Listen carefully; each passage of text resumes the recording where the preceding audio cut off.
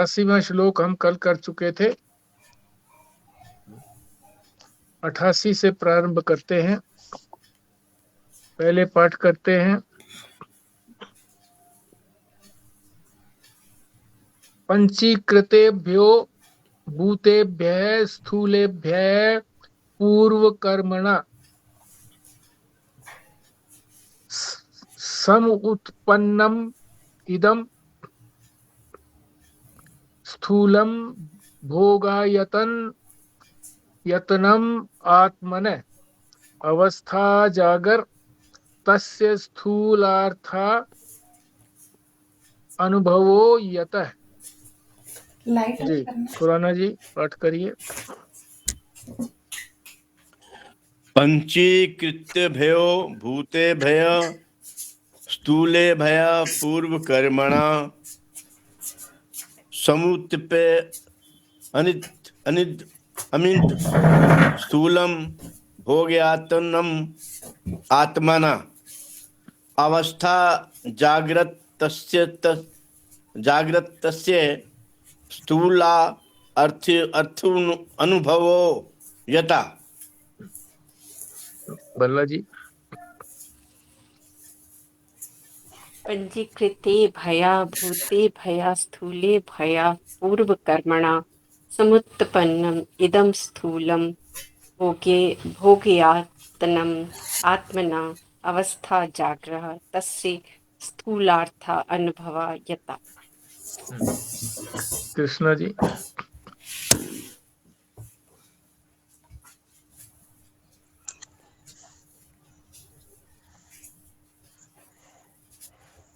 एक मिनट चश्मा ले लूं।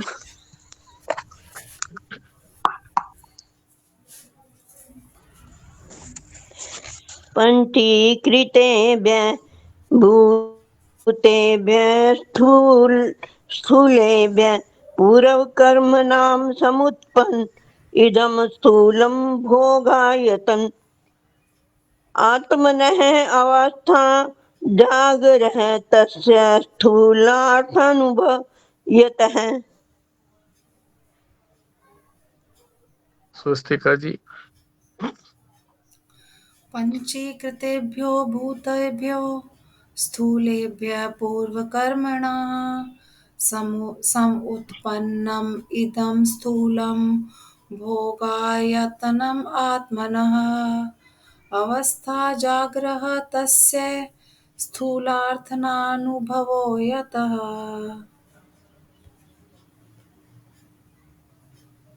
बिमला जी।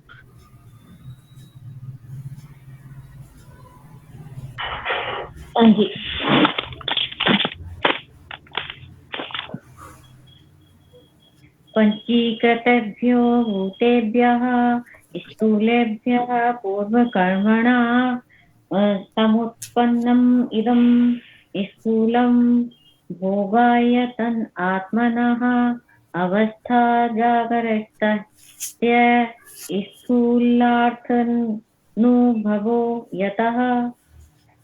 ठीक, अर्थ समझते हैं। पंचीकृतेभ्यो, जिसका पंचीकरण हो चुका है। तो पंचीकरण की प्रक्रिया हम समझ ही चुके थे।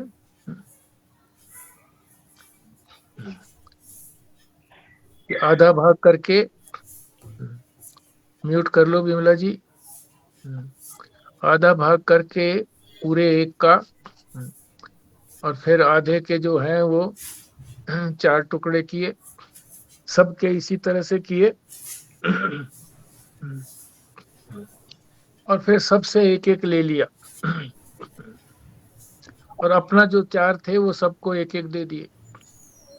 तो ये पंचीकरण है। तो जिनका पंचीकरण हो चुका है, तो पंचीकरण होने के बाद ही ये स्थूल शरीर दिखाई देता है, पंचीकृत। तो पंचीकृतेभ्यो, जिसका पंचीकरण हो चुका है। भूतेभ्य, किससे किया है? वो पंच महाभूतों से किया है।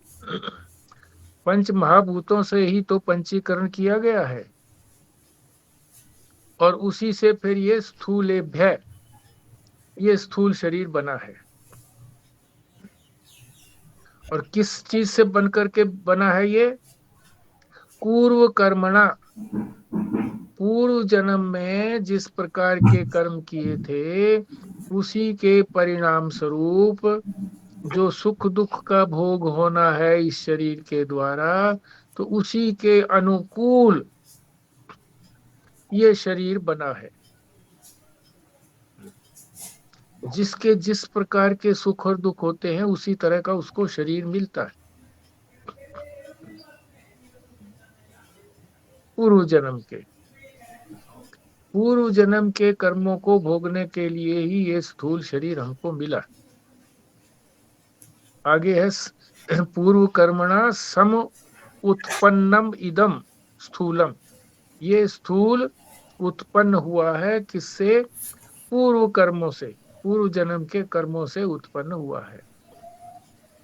अगर पूर्व जन्म में हमारे एक भी कर्म नहीं होता तो फिर ये हमारा स्थूल शरीर नहीं बनता। और किस लिए बना है अब ये? भोगा यतनम आत्मने, आत्मा का ये भोग करने का स्थल है। भोगा यतन, इसमें बैठ करके ही हम सभी जो हैं वो भोग करते। इस स्थूल शरीर के बिना भोग नहीं होता। सूक्ष्म शरीर जो है वो बिना स्थूल शरीर के भोग नहीं कर सकता। कहाँ रुकेगा, कहाँ बैठेगा वो? इंद्रियां आदि कहाँ स्थित होंगी? मन कहाँ पर होगा? स्थूल शरीर में ही तो होता है। और फिर आगे कह रहे हैं तो ये स्थूल शरीर क्या करता है फिर? अवस्था जागृतस्य, जागृत अवस्था के अंदर स्थूल अर्थ अनुभवो, स्थूल विषयों का अनुभव करता है। शब्द स्पर्श रूप रसगंध, इन्हीं विषयों को ये जागृत अवस्था के अंदर भोग करता है। यतः, जिसके द्वारा स्थूल विषयों का जागृत अवस्था के अंदर भोग किया जाता है। तो सारे का क्या अर्थ हो गया कि ये जो हमारा शरीर है ये पंचीकृत पंच महाभूतों से बना हुआ है, इसीलिए ये स्थूल बना है। और ये कैसे बना है? पूर्व जन्म के कर्मों को भोगने के लिए बना है। आत्मा का ये भोग करने का स्थान है। और इस शरीर की जो जागृत अवस्था है, जगा हुआ होता है, तो उस समय स्थूल विषयों का ये भोग करता है। ये सारे का अर्थ हो गया। आप सभी अब अर्थ करेंगे। खुराना जी।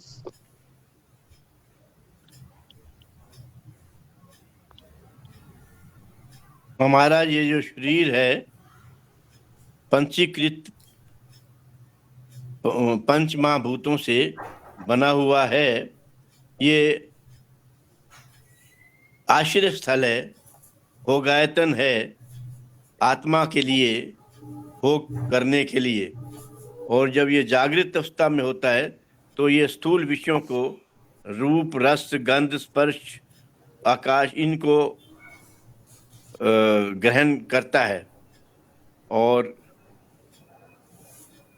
इसमें एक मैं भूल गया, पंचीकृत पंच महाभूतों से पूर्व कर्म फल, जो कर्म हमारे हैं उसके अनुसार ये बना है।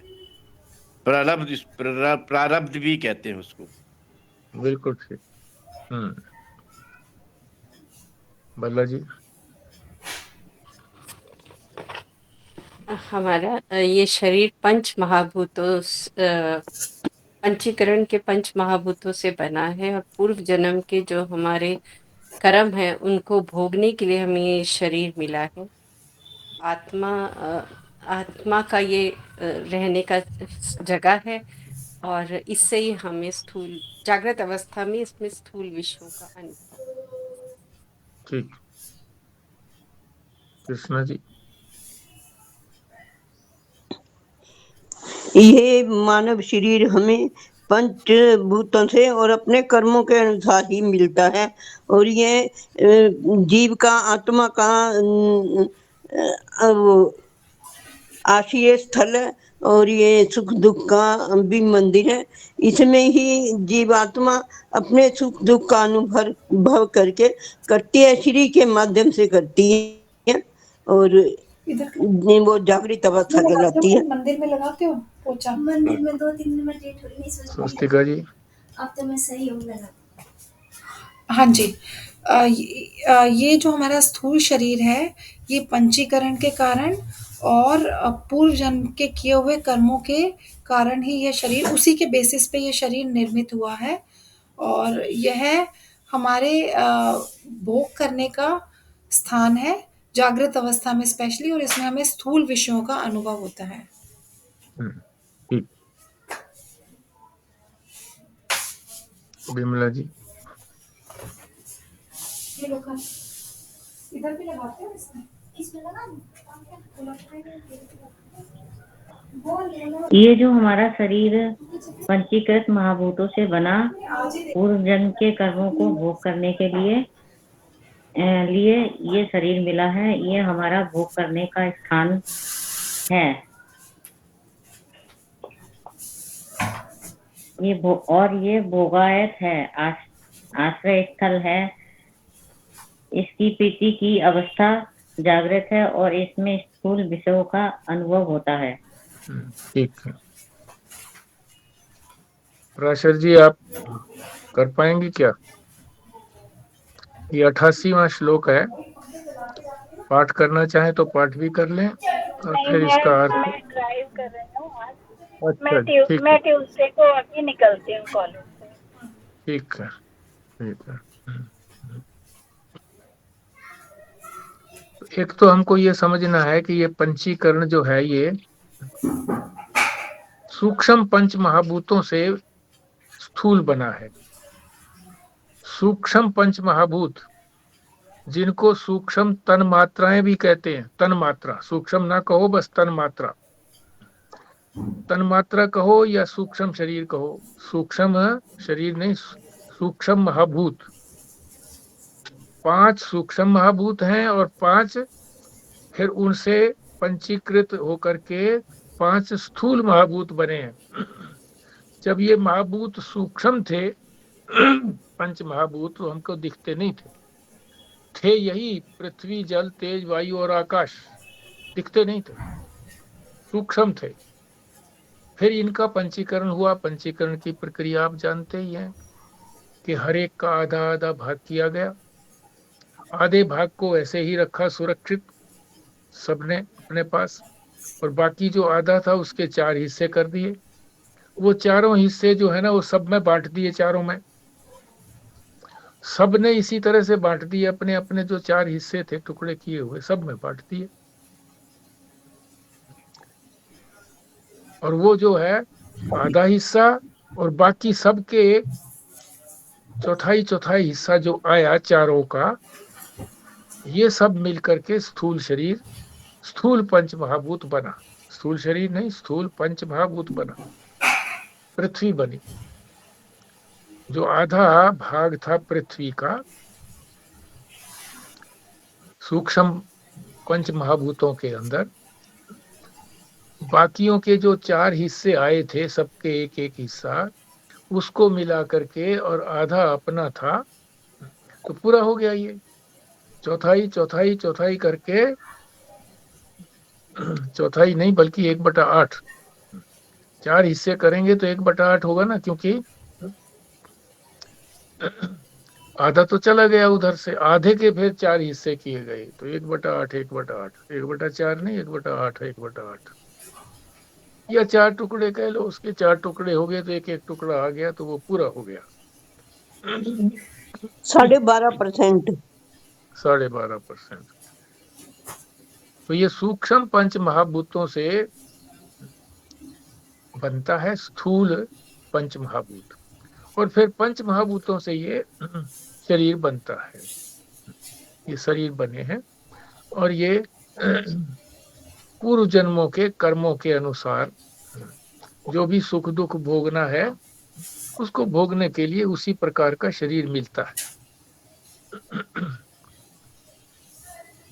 और ये जीव का, या जीव कहो या जीवात्मा कहो, ये जीवात्मा का भोगने का स्थल है। यहाँ बैठ करके भोगता है जीवात्मा, जीव।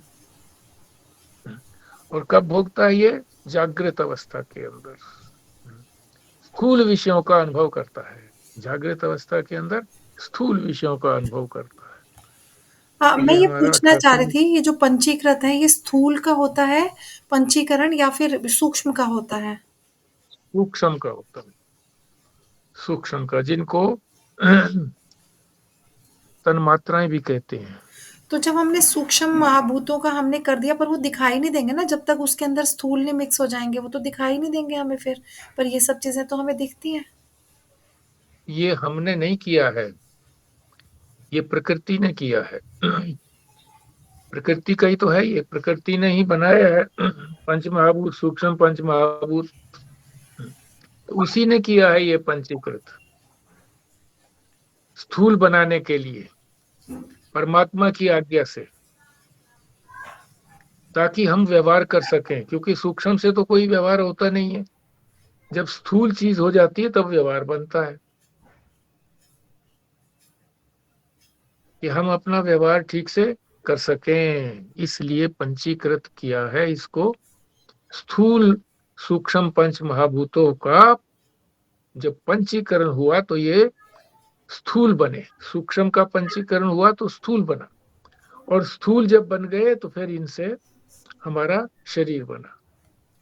तो कहने का जो मतलब भी हुआ, ये जो हमें पृथ्वी दिख रही है, इसके अंदर एक्चुअली मतलब ये दिख रही है, पर वैसे ये सूक्ष्म का डिवीजन हुआ है, और इसके अंदर जो है आधी पृथ्वी है, और बाकी जो है वन मतलब 1/8 बोल दो या 1/4 बोल दो, वो जल वायु अग्नि आकाश है।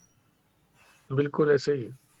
पर ये दिख इसलिए रही है क्योंकि इसके अंदर स्थूल भी आ गया, पर एक्चुअली में जो अंदर इसके तत्व है वो सूक्ष्म है, ये कहना चाहते हो? नहीं, तत्व सूक्ष्म नहीं है। जब मिल गया ना सारा, तो स्थूल ही हो गया ये सारा, सूक्ष्म नहीं है इसमें कुछ भी। सूक्ष्म तो वहां थे ही थे, ये स्थूल बन गया।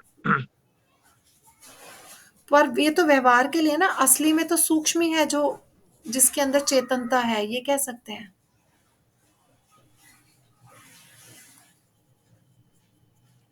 नहीं, चेतनता तो चेतनता तो उधर से आई है, उसके पास भी नहीं है चेतनता, सूक्ष्म के पास भी नहीं है।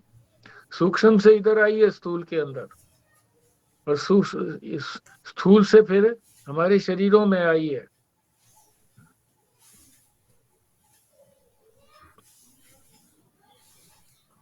चेतनता तो आत्मा की जहां पर है उपस्थिति है, वहीं पर चेतनता आई है। आत्मा हमारे शरीर के अंदर है, वहीं पर ये सारे सूक्ष्म जो यंत्र हैं इनके अंदर आई है। सूक्ष्म जो यंत्र हैं इनके अंदर आई, इनके अंदर आकर के फिर हमको स्थूल शरीर में भी मालूम पड़ी वो चेतनता। है सारे जड़, स्थूल शरीर भी जड़ है, सूक्ष्म शरीर भी जड़ है, अंतःकरण भी जड़ है। मगर चूंकि ऊपर से वो प्रतिबिंब रूप से चेतन आया, परछाई रूप से जो है चेतन आया, यानी उसकी चेतनता की जो किरण आई, उससे सारे ये चेतन मालूम पड़ने लगे।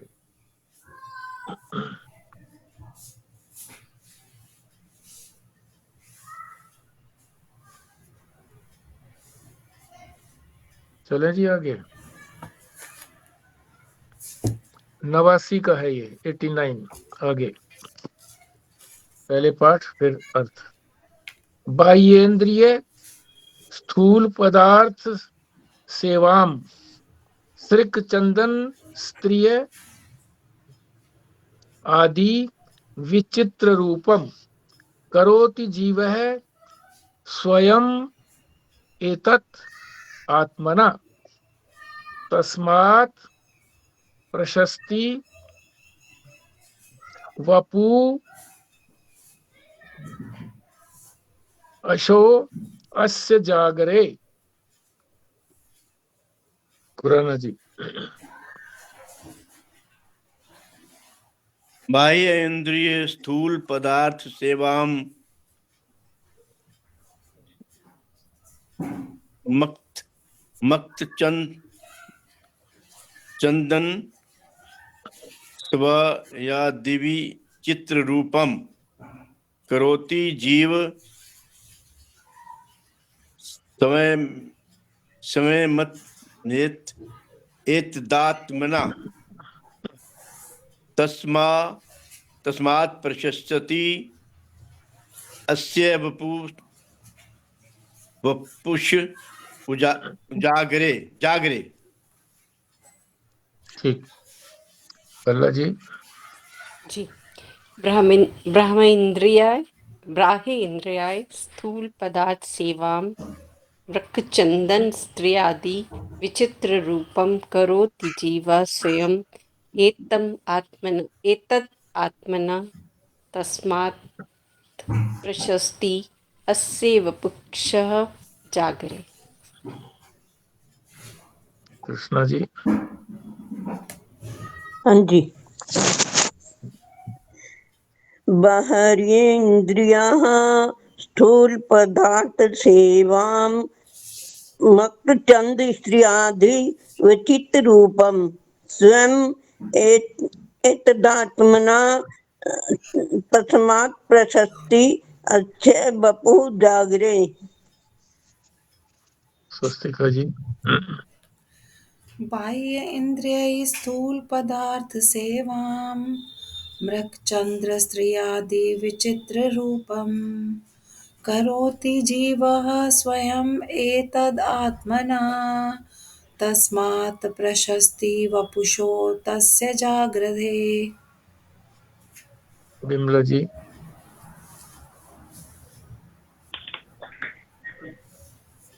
बाह्येन्द्रिय स्थूल पदार्थ सेवां सकृचंद्र स्त्रियादि विचित्र रूपम करोति जीवः स्वयं एत आत्मना तस्मात् प्रशस्ति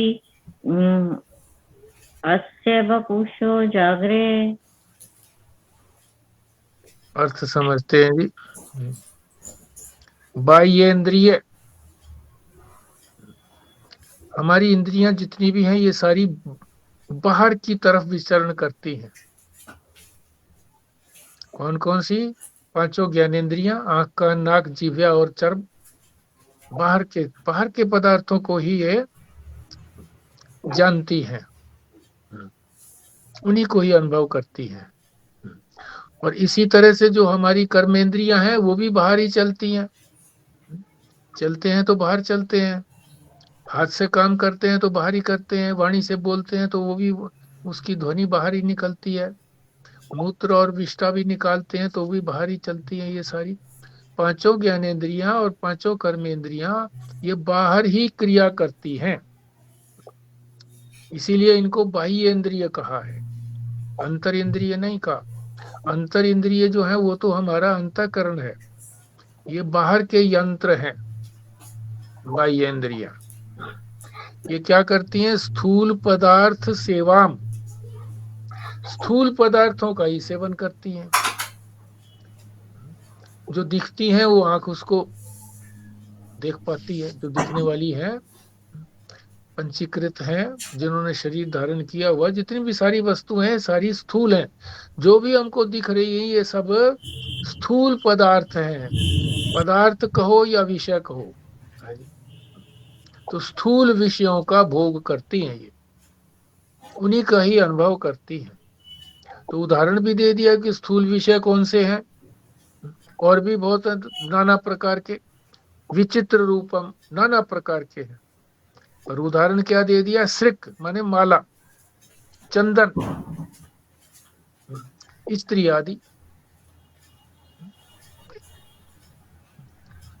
आदि का मतलब और सारे ही जितने भी पदार्थ हैं संसार में, वो सारे जो भी दिखाई देते हैं या जिनसे भी आवाज निकलती है या जिनको भी हम छू सकते हैं या जिनका भी हम रस लेते हैं, वो सारे स्थूल हैं। या जिनसे भी हमारे गंध आती है वो सब स्थूल है, उन्हीं का सेवन करते हैं ये बाह्य इंद्रियां। बाह्य इंद्रियां बाहर के ही स्थूल पदार्थों का सेवन करती है। जैसे श्रीक चंदन और स्त्री, माला चंदन और स्त्री, उदाहरण दे दिया। और क्या करते हैं फिर? करोति जीव है, ये जो जीव है ये करता है, क्या करता है? स्वयं एतद आत्मना, इसको आत्मा ही मान लेता है, ये यही मैं हूं। जीव जो है भ्रमवश मान लेता है, इसके साथ तादात्म्य कर लेता है, एकता कर लेता है कि यही मैं हूं, खुद स्वेच्छा से। तस्मात, इसलिए, प्रशस्ति, प्रमुखता से, वपु, एशो अस्य जागरे, जागृत अवस्था के अंदर, जब जागृत अवस्था होती है, जीव जगा हुआ होता है, उस समय मुख्य रूप से ये जीव इनके साथ अपनापन कर लेता है, पदार्थों के साथ। ये मेरा है, ये मैं, ये मेरा, ये कर लेता है जागृत अवस्था के अंदर। स्वप्न अवस्था के अंदर नहीं। स्वप्न अवस्था में ये पदार्थ नहीं होते। स्वप्न अवस्था के अंदर तो अपने काल्पनिक पदार्थ होते हैं, कल्पना से किए हुए, जागृत के संस्कारों से किए हुए पदार्थ होते नहीं है, वहां पर पदार्थ दिखते हैं। और सुषुप्ति में तो कुछ पदार्थ दिखते ही नहीं है। तो इसीलिए बची कौन सी? जागृत अवस्था। जागृत अवस्था के अंदर ही प्रमुखता से जीव जो है इन स्थूल शरीरों को ही, स्थूल पदार्थों को ही, स्थूल विषयों को ही अपना मान लेता है, मैं मान लेता है, तादात्म्य कर लेता है इनके साथ, मैं बुद्धि कर लेता है कि यही हूं मैं, इनसे अतिरिक्त नहीं। और उदाहरण दे दिया, श्रीक चंदन और स्त्री। हाँ जी खुराना जी।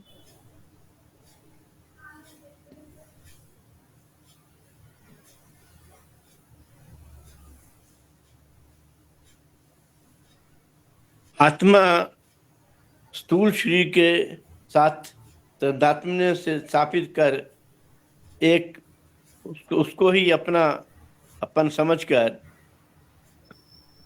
जो वस्तु जगत को, विषयों को ग्रहण करता है,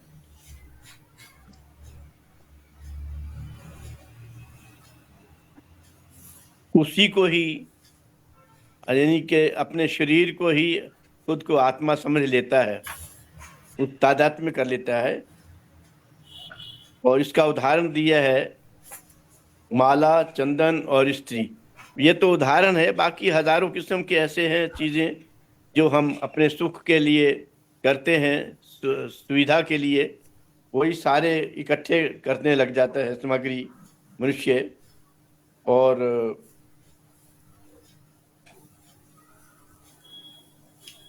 बस यही कहा गया जिसमें। हाँ ठीक है। स्थूल शरीर जो कहा है ना, तो स्थूल शरीर का ये तात्पर्य नहीं है कि जो हमारा शरीर, ये बस इसी को शरीर कहते हैं हम। जो भी स्थूल पदार्थ दिखाई देते हैं वो सबका शरीर ही तो है। गाय भैंस का, भेड़ बकरी का, शेर का, चीते का, सांप मच्छर, कीटाणुओं का, ये भी तो शरीर ही है उनका।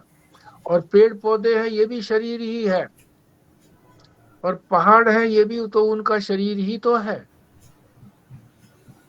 तो इसलिए स्थूल शरीर कहा गया है। तो स्थूल शरीर से ये ना समझा जाए कि ये स्थूल शरीर केवल मनुष्य का ही होता है, ऐसा नहीं है। इसीलिए स्थूल पदार्थ कह दिए, क्योंकि इंद्रियां जो है वो स्थूल पदार्थों को देखती हैं, उनके साथ अपनापन कर लेती है, मैं बुद्धि कर लेती है, इसीलिए फंसती है। और वो कब करती है? जागृत अवस्था के अंदर। ठीक है, वल्ला जी करिए आप। जीव की जो बाह्य इंद्रियां हैं वो स्थूल पदार्थों का ही सेवन करती हैं या देखती हैं या सेवन करती हैं, और इसी को वो अपना मान लेते हैं। जब अ, जागृत अवस्था में जो विषयों को जो जीव देखता है उसी को अपना मान लेता है। ठीक। कृष्णा जी।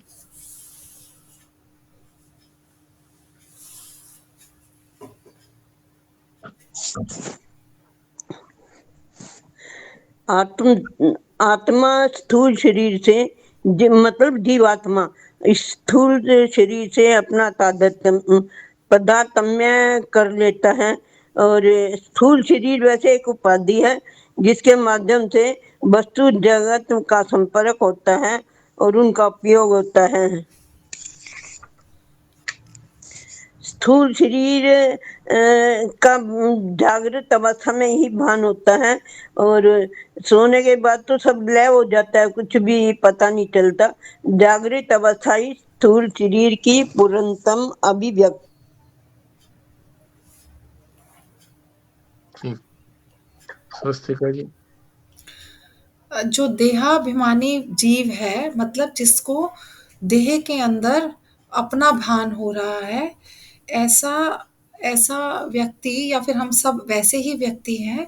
वो जितने भी सुख के साधन हैं, जैसे कि इसमें एग्जाम्पल लिया गया है माला, चंदन, स्त्री, इन सब का सेवन करता है अपनी इंद्रियों के द्वारा, और ये सबसे ज़्यादा सेवन जागृत अवस्था में ही करता है, क्योंकि उसमें सबसे ज़्यादा कार्य करता है और सारी चीज़ों का भोग करता है। बिमला जी।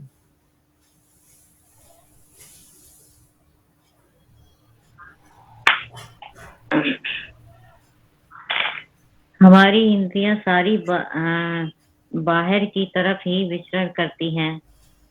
पांचों कर्मेंद्रियां, पांचों ज्ञानेंद्रियां और स्थूल पदार्थों का सेवन करती हैं, नाना प्रकार की, जैसे माला, चंदन, स्त्रियां आदि।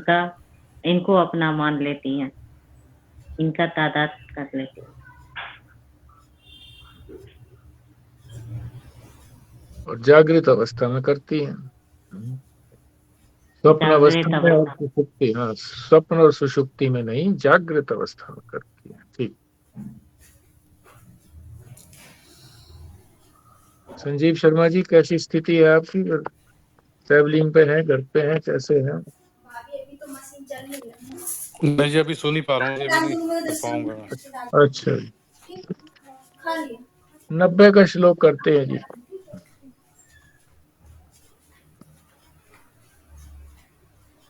सर्वो अपि बाह्य संसारे पुरुषस्य यदाश्रये विद्धि देहम इदम स्थूलम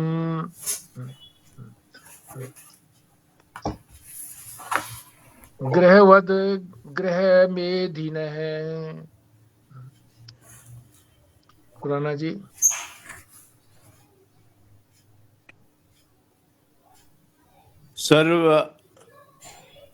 सर्वोऽपि बाह्य संसार पुरुषस्य यदाश्रय विधि देह इदम स्थूलम गृहवद गृह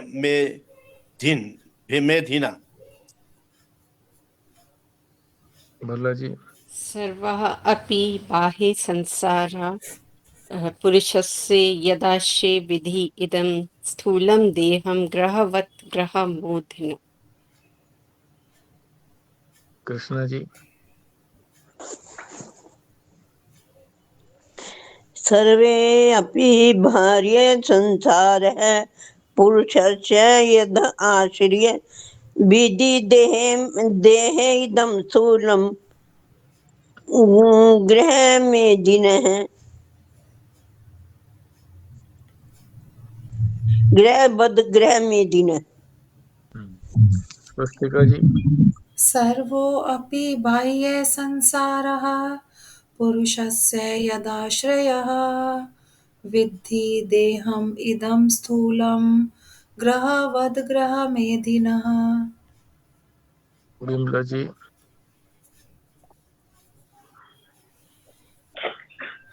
सर्वोऽपि बाह्य संसारः पुरुषस्य यदाश्रयः विद्धि देह इदं स्थूलं ग्रहवद ग्रहमेधिनः।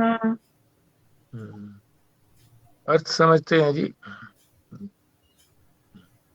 सर्वो अपि, सब भी, बाह्य संसार, बाहर का संसार, पुरुषस्य यदाश्रय, पुरुष का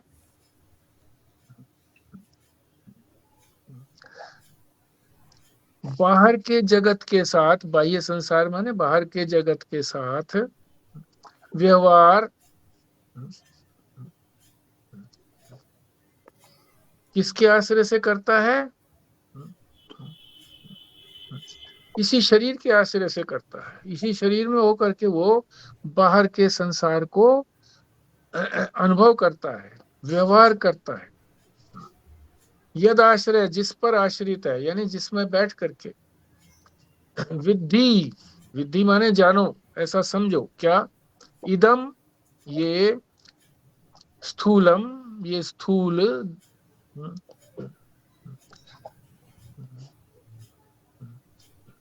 देहम, ये शरीर जो है, स्थूल शरीर जो है, ये घर की तरह से है। ग्रह, ग्रहवद, घर की तरह से है। जैसे घर के अंदर मनुष्य रहते हैं, इसी तरह से ये स्थूल शरीर जो है, ये इसी में रहता है और फिर बाहरी संसार के साथ व्यवहार करता है। ग्रहवद, ग्रह मेधिने, गृहस्थी, जैसे गृहस्थी व्यक्ति घर के अंदर रहता है और बाहर के संसार से व्यवहार करता है।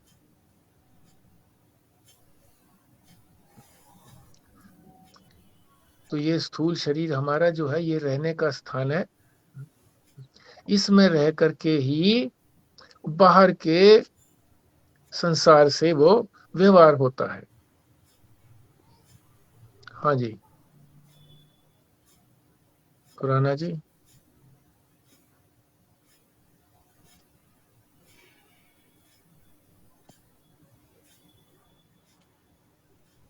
व्यक्ति का संपूर्ण बाह्य जगत के साथ व्यापार करने का आश्रय स्थल ये शुरू स्थूली है।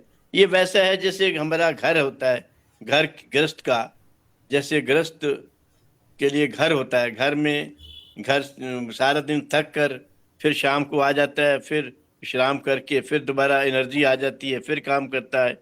इसी तरीके से ये हमारा बाहर का जगत जो के साथ व्यापार करने का है आश्रय स्थल है। ये स्थूल शरीर बाहर कर्म करते हैं, जब उससे थक जाता है और फिर इस अंत में आते हैं, आराम करते हैं, फिर कमाई करने लग जाते हैं। ठीक बात है। बल्ला जी। स्थूल शरीर हमारा रहने का स्थान है और इसमें रहकर ही हम बाहर के संसार से व्यवहार करते हैं। ठीक। कृष्णा जी।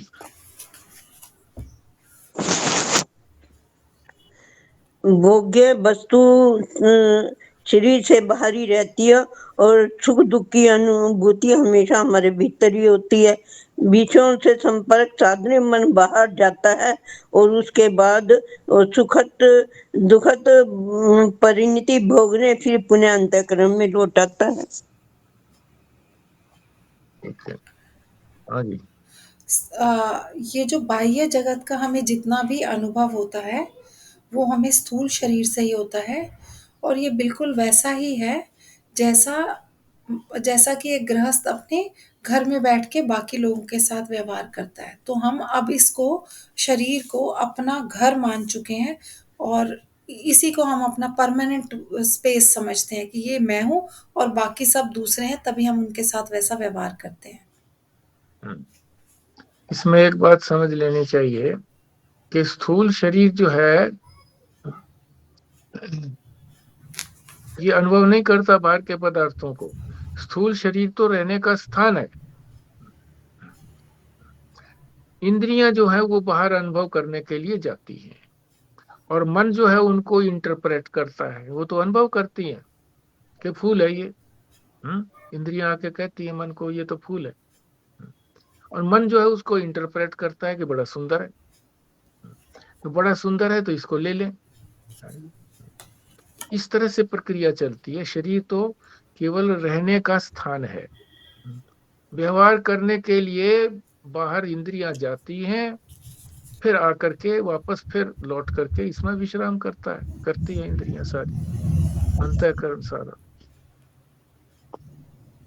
हाँ जी बिमला जी।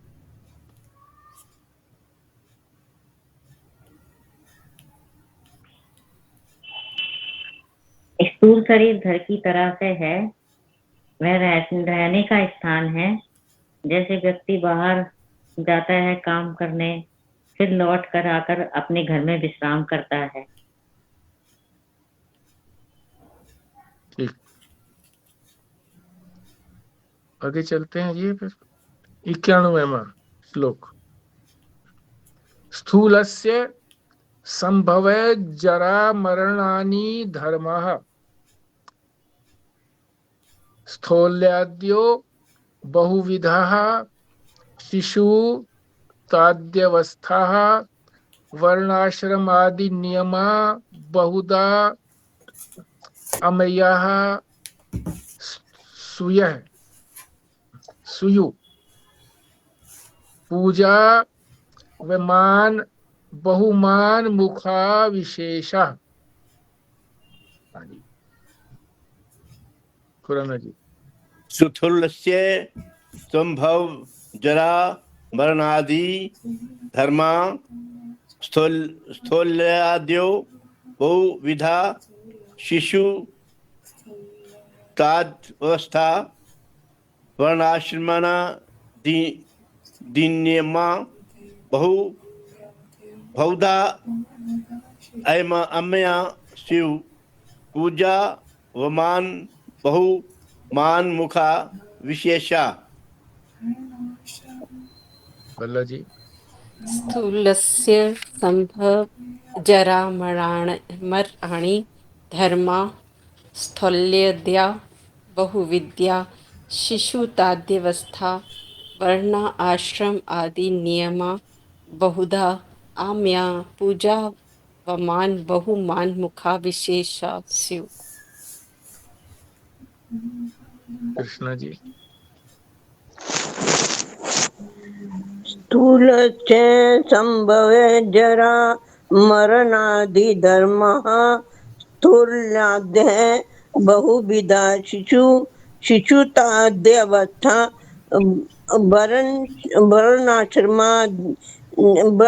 वर्णाश्रमादि नियमा बहुधा आम्यः पूजा मान बहुमान मुखा विशेष है स्युः। स्वस्तिका जी। स्थूलस्य संभव जरा मरणानि धर्मः स्थूलादयो बहुविधाः शिशुताद् अवस्थाः वर्णाश्रम आदि नियमा बहुधा आमया स्युः पूजा मान बहुमान मुखा विशेषः। बिमला जी।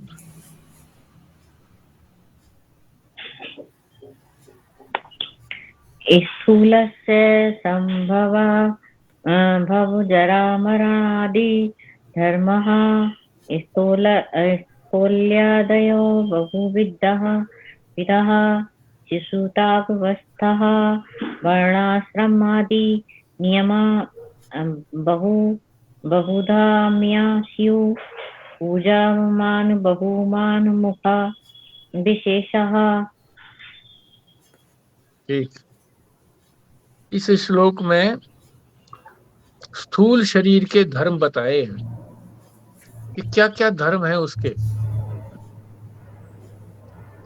एक तो ये बताया है कि स्थूल शरीर के जो धर्म हैं, जन्म, बुढ़ापा और मृत्यु। तो जन्म के बाद ये भी लगा लो कि जन्म, शिशु अवस्था, बालक अवस्था, युवा अवस्था, रोगी अवस्था, ये बुढ़ापा कहो उसको, रोगी अवस्था ना कहो, बुढ़ापा, और मृत्यु। ये शरीर की जो अवस्थाएं हैं, ये शरीर के ही तो धर्म है और किसी के धर्म नहीं है। जन्म होना, जन्म किसका होता है? शरीर का ही होता है, स्थूल शरीर का ही जन्म होता है, और उसी की मृत्यु भी होती है। जन्म और मृत्यु दोनों स्थूल शरीर की है, और जन्म और मृत्यु के बीच में जो भी कुछ है, शिशु अवस्था है? जब बालक 1 साल का होता है, और फिर उसकी बालक अवस्था, और फिर उसकी युवावस्था, प्रौढ़ावस्था, फिर बुढ़ापा, और फिर मृत्यु। ये स्थूल शरीर की ही है, ये स्थूल शरीर के धर्म है। फिर और क्या धर्म है उसके? स्थौल्यादि, मोटापा, पतलापन। आदि लगा दिया तो इसका क्या मतलब हो गया? छोटा कद का, लंबे कद का। तो स्थूल शरीर के ही विभिन्न प्रकार के जो रूप हैं वो इसमें बता दिए।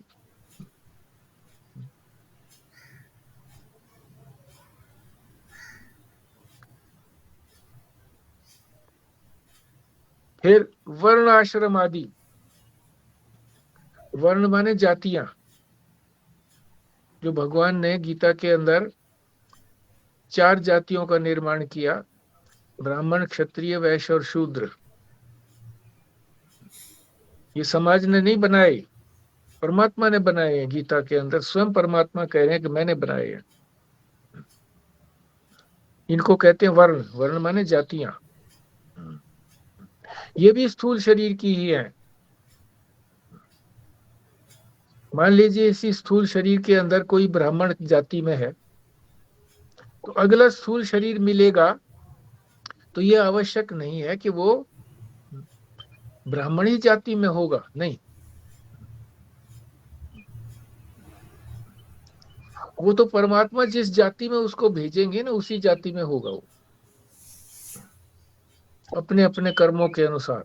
यहाँ पे अपने अपने स्थूल शरीर का क्या मतलब है यहाँ पर? जो हमको ये स्थूल शरीर दिख रहा है, इंद्रियां आदि नहीं। इंद्रियां तो दिखती नहीं है, आंख कान आदि दिखते नहीं है।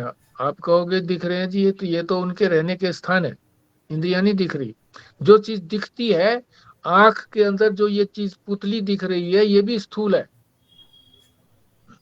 सूक्ष्म तो डॉक्टर भी नहीं देख सकते, ऑप्थेल्मोस्कोप से भी नहीं देख सकते सूक्ष्म चीज। इसी तरह से जब शरीर की चीर फाड़ करते हैं तो सारी उसके अंदर नसें दिखाई देती हैं, खून की नालियां दिखाई देती हैं, आंतें दिखाई देती हैं, फेफड़े दिखाई देते हैं, जितने सारे अंग दिखाई देते हैं वो सारे स्थूल हैं। जो भी चीज दिखाई देती है वो सब स्थूल है। मगर शरीर के स्थूल की जहां तक बात आई है, तो ये बाहर से तो ये स्थूल शरीर किसी आकार में दिखता है, मगर ये सारा स्थूल ही है अंदर तक। इसका क्या धर्म है? इसका धर्म एक तो बता ही दिया कि जन्म से लेकर मृत्यु तक जितनी भी बीच में अवस्थाएं आती हैं वो सारी इसी की हैं। और इसी तरह से वर्ण, जातियां भी स्थूल शरीर की ही है। आश्रम आदि, जो 4 आश्रम बताए हैं, ब्रह्मचर्य आश्रम, गृहस्थाश्रम, वानप्रस्थाश्रम और संन्यासाश्रम, ये चारों आश्रम ये भी स्थूल शरीर के ही हैं।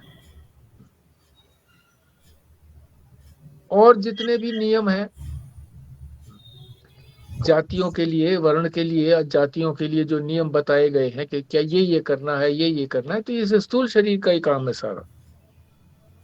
और इसी तरह से आश्रमों के अंदर ब्रह्मचारी को क्या करना चाहिए, गृहस्थ को क्या करना चाहिए, वानप्रस्थी को क्या करना चाहिए, सन्यासी को क्या करना चाहिए, ये सारे जो नियम बनाए गए हैं ये भी स्थूल शरीर के लिए ही बनाए गए हैं। और बहुधा आमया, आमया माने रोग, बहुत प्रकार के जो इसमें रोग होते हैं, अनेक प्रकार के रोग होते हैं, हाँ, जुकाम से लेकर के कैंसर तक, ये भी इसी में ही होते हैं, स्थूल शरीर में, सूक्ष्म शरीर में नहीं। पूजा की जाती है तो भी स्थूल शरीर की पूजा होती है। किसी का मान किया जाए, माला पहनाई जाए, किसी का सम्मान किया जाए, तो भी स्थूल शरीर का ही है। और किसी का अपमान किया जाए तो वो भी स्थूल शरीर का ही अपमान है।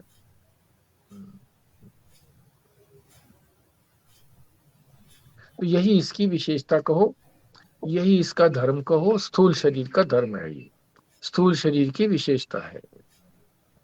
ये जो सारे जितने धर्म बताए ये स्थूल शरीर के ही धर्म है।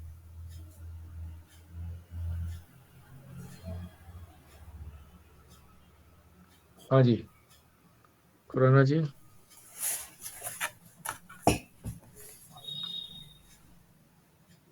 इस श्लोक में स्थूल शरीर के जो धर्म हैं वो बताए गए हैं।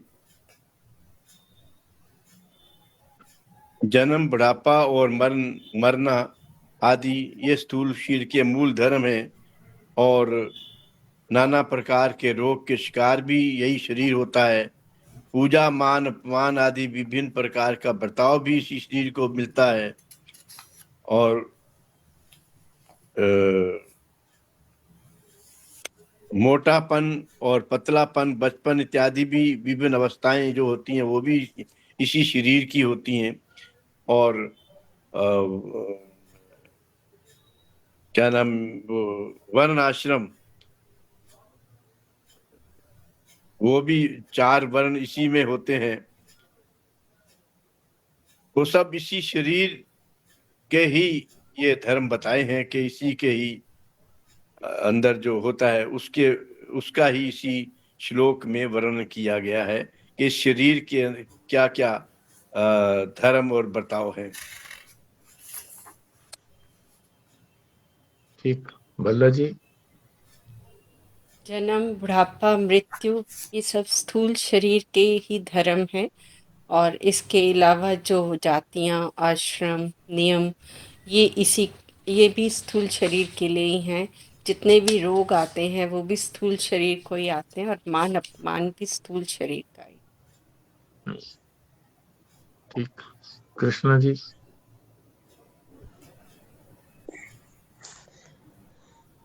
स्थूल शरीर में ही जन्म, बुढ़ापा, मृत्यु आदि होते हैं। और रोग भी इसी शरीर में आते हैं। शरीर का मोटा होना, पतला होना, लंबा होना, ठिगना होना, ये सब इसी शरीर के धर्म है। और बालकपन, जवानी और वृद्धावस्था भी इसी शरीर के हैं। और ये ब्रह्मचर्य, गृहस्थाश्रम, वानप्रस्थ आदि भी इसी शरीर के अंदर आते हैं।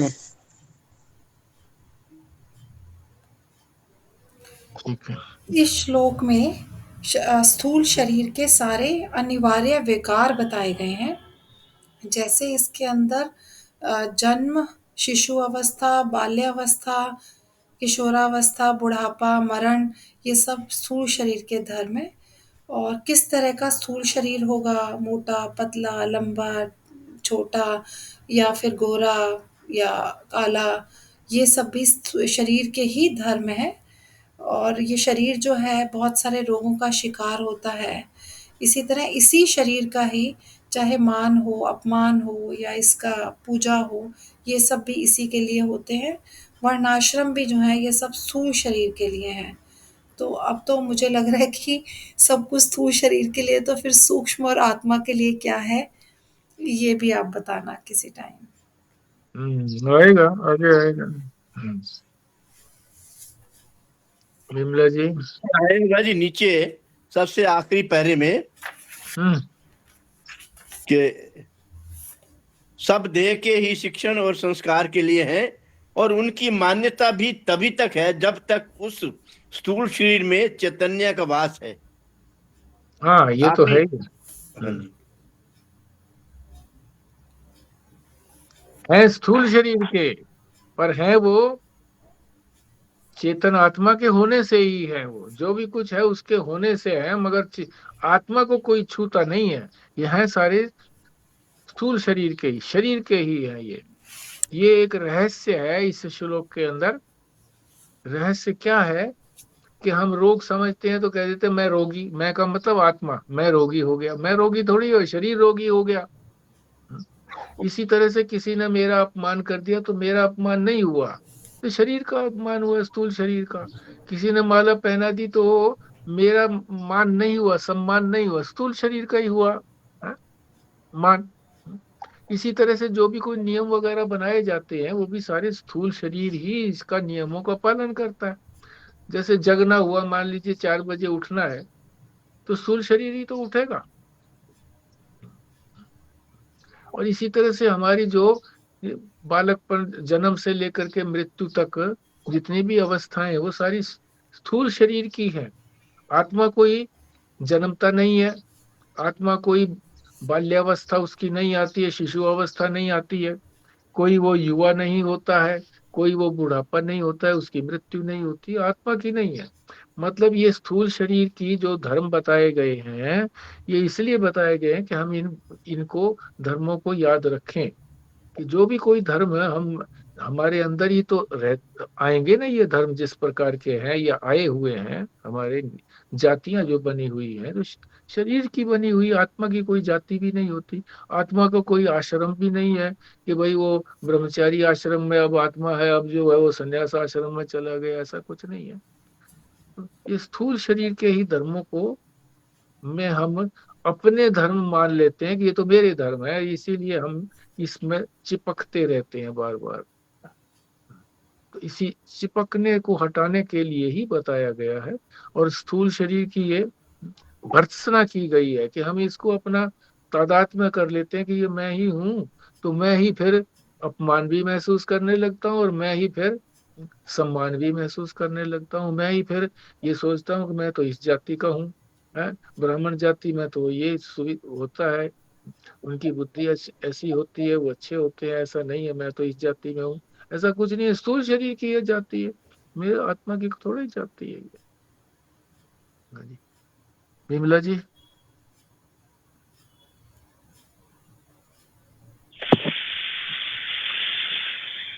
जन्म से लेकर मृत्यु तक स्थूल शरीर के धर्म हैं। 4 वर्ण 4 जातियां बनाई भगवान ने, वह भी स्थूल शरीर की है। सारी बीमारियां भी स्थूल शरीर में है, पतला मोटा लंबा, ये सब स्थूल शरीर से है। पूजा पाठ मान अपमान भी स्थूल शरीर का ही है। ठीक, बिल्कुल ठीक। ठीक है जी, अब ये 91वें श्लोक तक हो गए हैं, फिर आगे बढ़ेंगे कल। यहीं पर विश्राम लेते हैं।